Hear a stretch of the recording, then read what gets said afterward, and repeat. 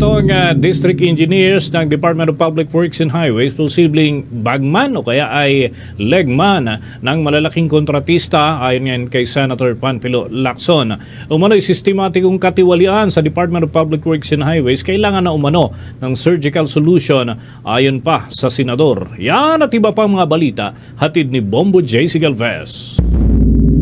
Posibleng bagman o legman ng mga malalaking kontratista ang mga district engineers ng Department of Public Works and Highways. Itong binigyan diin ni Senator Ping Lacson matapos mabunyag ang tangkang panunuhol kay Batangas 1st District Representative Leandro Leviste kaugnay ng manumalyang infrastructure project sa lalawigan.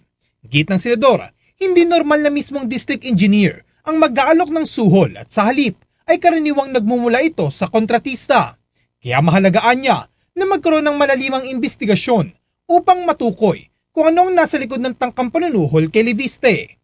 Parang yung mga DPWH officials, at least at the district level, relegated na sila sa legmen or bagmen na mga powerful contractors. Why? Bakit yung district engineer, si Kalalo, ang mag-o-offer ng bribe kay Leviste? Hindi ba dapat normally contractor ang mag-o-offer?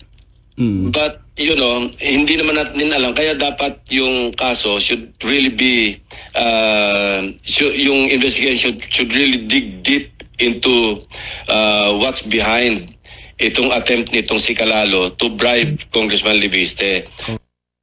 There must be full contractor behind this, and we have to find out. Iginit din ni Lacson na kailangan ng surgical solution sa sistematikong katiwalian sa Department of Public Works and Highways, higit pa sa simpleng pagpapalit o pag-reassign ng mga opisyal. Ani Lacson, dapat magkaroon ng masusing investigasyon ang Philippine National Police Criminal Investigation and Detection Group o kahit ang National Bureau of Investigation at hindi dapat tumigil sa paghahain ng kaso laban kay Batangas 1st District Engineer Abelardo Calalo. Surgical dapat, hindi po pwedeng ganyan. Nagawa yan ni in fairness to DPWH, si Secretary Singson, iba yung palakad dun eh. Hindi naman zero corruption, pero somehow, he reined in yung bureaucracy under him. Kasi tatandaan ko pagka may budget deliberation kami, may bitbit lang siyang isang tablet, iPad or whatever. Pag may tinanong ako, ano nangyari sa isang project, dinescribe ko, agad-agad sa status eh. Naka-geotag eh. Surgical talaga, hindi lang yung, kicking out people, simple solution eh. Hindi ganun eh.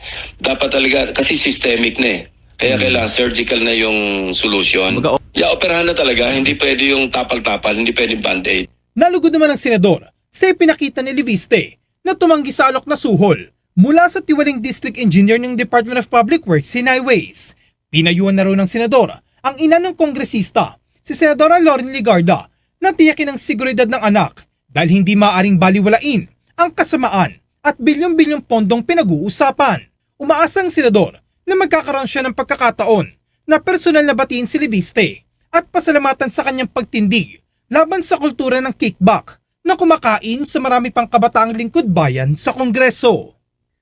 Para sa Bombo Network News, ako si Bombo J.C. Galvez, and this is Bombo Radio Philippines, the #1 and most trusted source of news and information. Basta Radio, Bombo! For the most trusted source of news and information, visit our website at www.bomboradio.com. Follow us on Bombo Radio mobile app, Facebook, YouTube, TikTok, and X, formerly Twitter. Like, share, and stay connected. Anytime, anywhere.